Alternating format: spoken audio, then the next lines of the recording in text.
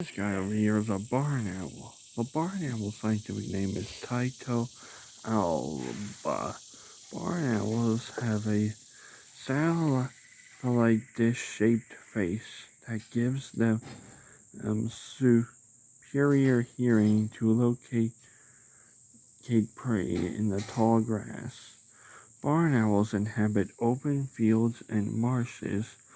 Though they were originally cave nesters, barn owls now commonly nest in man-made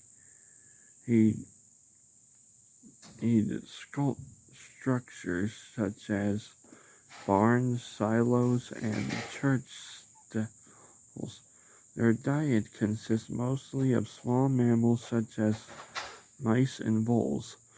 Barn owls do not make nests. They will often line a stable cavity or ledge to regurgitate hair from their prey. They will lay 2 to 8 eggs.